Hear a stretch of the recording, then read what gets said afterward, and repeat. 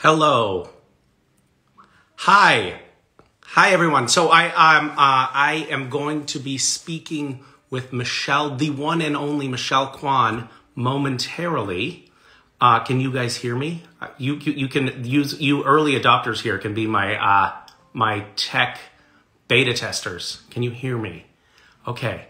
Now, every single time I do this, I have a problem and tech issues, but I think it's going to work beautifully this time because Michelle is so tech savvy. Oh my God, that was so smooth. That was so fast. Cheers. Cheers. I have my unbranded mug. How incredibly insensitive of me. Well, I'll help brand. I've got my hot cocoa, actually. I am drinking black coffee. This is my second cup, and I'm going in for hip replacement surgery soon, and I'm going in for my pre-op appointment today, and I have to be fasting. And the only thing I'm allowed to have is black coffee. So this IG Live could be all about hip surgery because I had hip surgery back in 2006.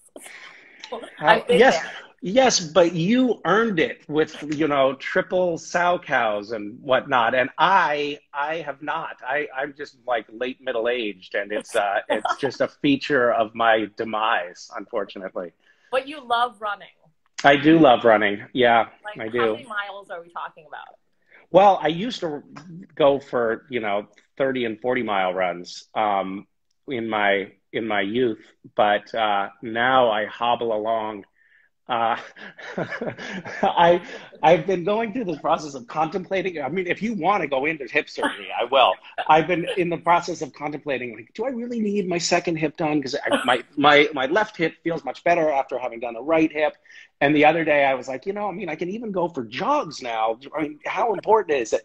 And I was out for a jog, and this teenager who was probably 75 pounds overweight just went flying past me on his jog. And I was like, oh, yeah, I think I'm going slower than a toddler walking backwards right now. I think I need to get this done. So that's my exciting future. Yeah. I tried to wait, and it just wasn't. It doesn't heal itself. That's the problem. Like the time. Yeah. And I know how you feel because I watched the U.S. National Championships a few days ago, and they were doing tricks that I never even considered doing actually when I competed. So really? Yeah, just to see the triple combinations and the quadruples I'm just like, whoo, I'm glad I never thought I would like see the day that when I was competing that I'd retire, but I'm glad I'm retired. But I've entered in an arena that's more competitive than figure skating. Yeah, it's actually kind of true. And the odds are longer. Yes. It's kind of remarkable, huh?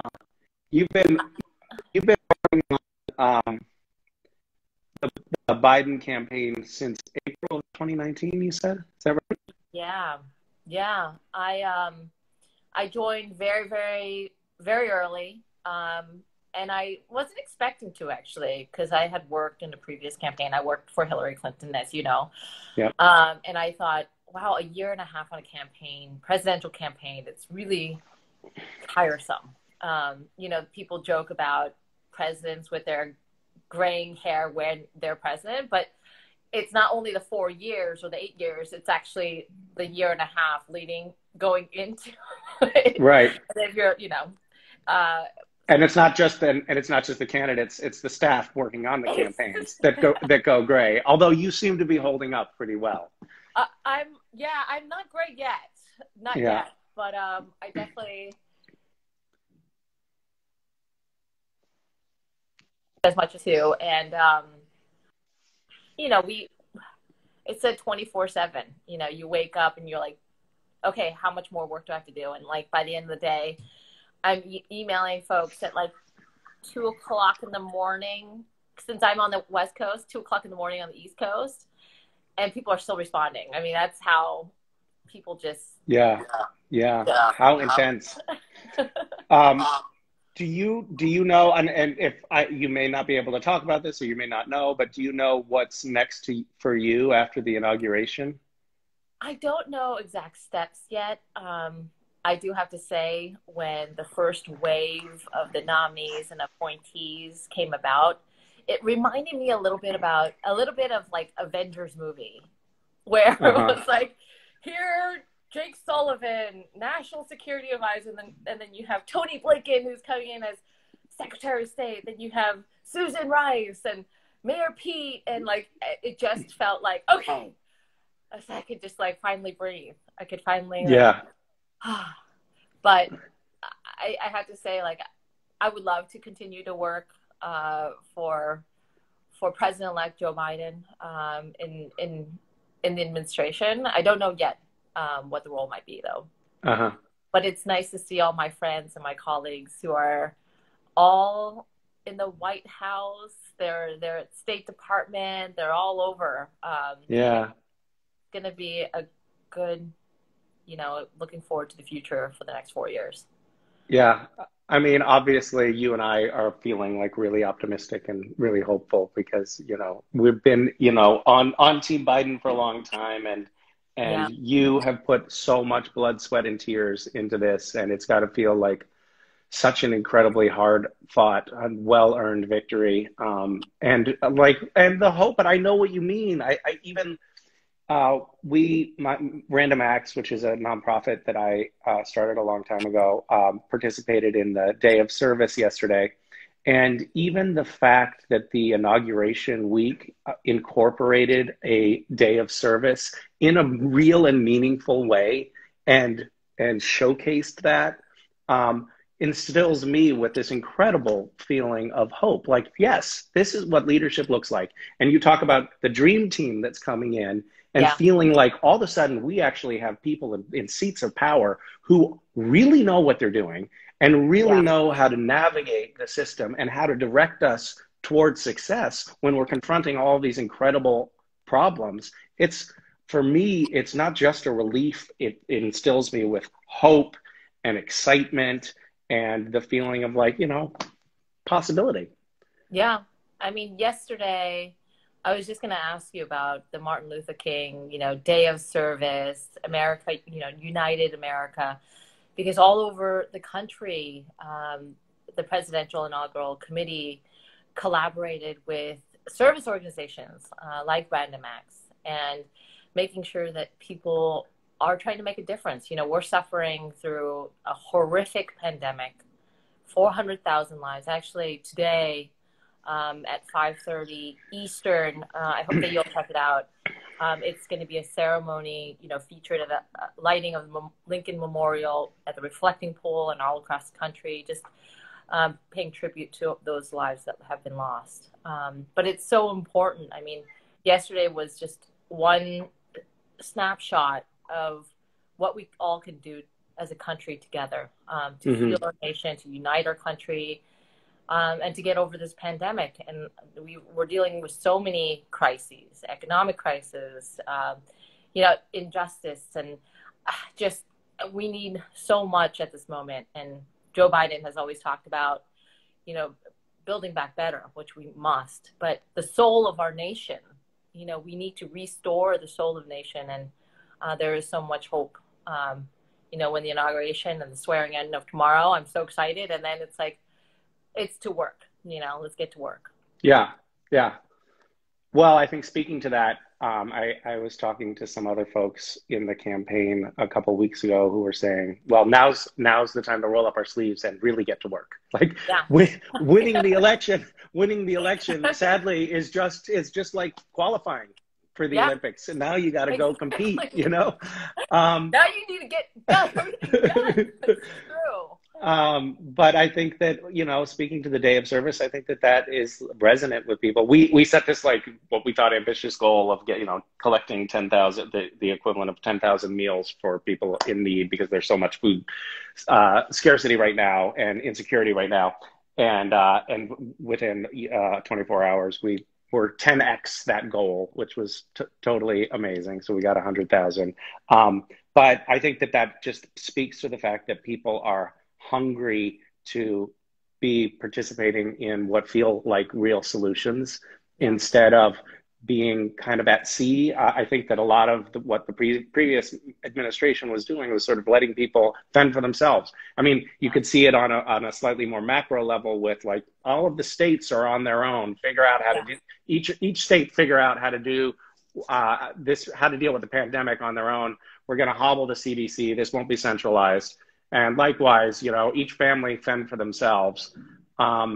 But I think that one of the things that, our country, I think sees itself as, when you talk about the soul of the country, it sees itself as a country that rises to the occasion collectively. And people seem to be, electrified by that possibility right now. Yeah. I certainly feel it. And I saw, that you bring in your kids as well as your wife. It's a family effort for you, isn't it? Yes, I try to exploit them as much as possible. Make them work. Yeah. What are your plans for the inauguration tomorrow? Well, I am going to watch as much as I can. I haven't even looked into how to do it online, but I'm going to be watching what I can and texting with friends and hopefully texting you as in that mix. Yeah. I think it's we did it. I think it's like there's a part of me that like wishes that we could have like that traditional in-person inauguration, but at the same time, this being the first time that there's an inauguration that is really not an in-person event. Like you guys are discouraging people from showing up in DC at all because we're in the middle of a pandemic and we don't want people congregating or traveling. But I think that means that this entire inauguration is going to be tailored to the entire population of the country being able to experience it in a virtual way, which is the silver lining. And we're all looking for silver linings right now. I love that silver lining. No, it's true. I mean, you have to look at it this way. Like if we're sitting at the swearing in, like it's such a bummer that, we aren't in Washington, D.C. And there won't be, it's not ticketed. People aren't being invited to be in attendance, but it is going to be made. I won't be able to wear my gown. You can't wear your gown. But I think won't be shivering either. Right. That's right. Well, a close-up. It's like watching sports, right? Sometimes when you're in the nosebleeds, you can't even watch what's happening. Right. But now we're having like front row. Everyone is watching it front row. Yeah, we're all getting the VIP experience. I actually thought that the oh my God, what was that? What is the event when when President-elect Biden is deemed President-elect Biden, the convention. I was like, well, what is the word I'm looking for right now? Convention, yeah. I thought the convention was actually really great to watch because it was designed. It wasn't designed as an in-person event. It was designed for everyone to see. So I thought that was cool. We have can I add? Crazy, amazing lineup. We have Lady Gaga and Justin Timberlake and J-Lo and Tom Hanks and Kerry Washington, and it's going to be star-studded, and the performances are going to be fantastic. Yeah, it should be amazing. Can I ask you one? I know that you have to go, but I wanted to ask you one more question because I think you have the particularly illuminating perspective on things, having worked on the campaign for so long, and I know that. Like early on, I mean, when we first talked, I remember you called me. It was late at night. I was driving home from work from Supernatural, and it was like Michelle Kwan on the phone. Oh my God! I was saying, I'm just gonna call Misha. But I remember at the time, like it was a really scrappy campaign. There wasn't a lot of money. It was just a few of you working hard late at night. But that means that you were in the trenches for a long time with Joe Biden and got to know him well. And I know that there was so much talk of like character being on the ballot in this election. And I guess I was wondering if you could speak to your personal experience with getting to know him and how you feel his character is suited to this new role at this trying time. Yeah, that's a great question. I've seen the Bidens up close and personal. Like you said, from the beginning of the campaign, it was very scrappy. I mean, you have to be frugal and watch where we're spending, and make sure that we take trains instead of planes, buses instead of trains. Like we were, and being the director of surrogates, and how many other candidates were running. I mean, we would had to be very scrappy. I have to say that the Bidens are sincerely the nicest family. When you see his remarks, when you see his empathy, understanding, compassion, especially during this time, when so many lives have been lost through the pandemic. We need a leader that, talks about the soul of the nation, yes, but can understand and connect with people, and a president that listens and has experience and lead with heart. And I think that is the president that we have. That is the person that is being sworn in. And not only that, though, we have Kamala Harris by his side, who's a formidable, senator, attorney general, a woman of color. I mean, being a woman of color and seeing, Kamala, somebody that's African American, somebody that's a female, but also Asian American. I know it means so much to the community, seeing somebody that not only looks like them, talks like them, but she can GSD, get stuff done. But yeah. Yeah. Making it PG. Yeah. So, and when you look at President-elect, he doesn't need a tour of the White House or from President Trump. He knows where things are. He knows on day one what he needs to do. So he knows which drawer the silverware is in. Yeah, exactly. He doesn't need to ask where the toilet is. He's got it. And it's reassuring. It is very reassuring for all of us. But I do remember I called you, I think it was March 7th. I was actually headed to Washington. And I gave you a call because you're in Washington, right? Yep. And I think we were laughing about toilet paper at that time.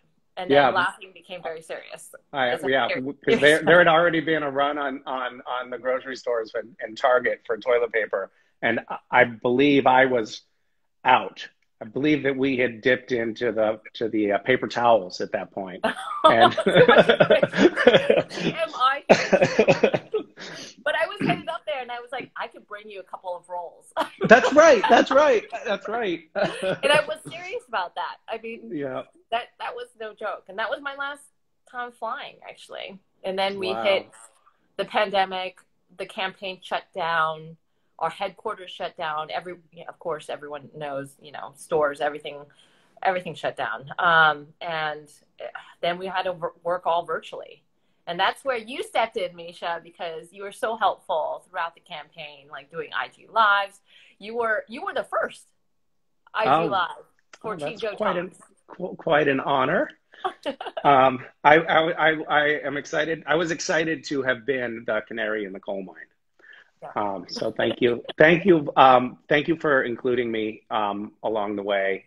And thank you for everything that you've done. I honestly think that it was close, it was close, and we likely wouldn't be here were it not for all of the work that you did.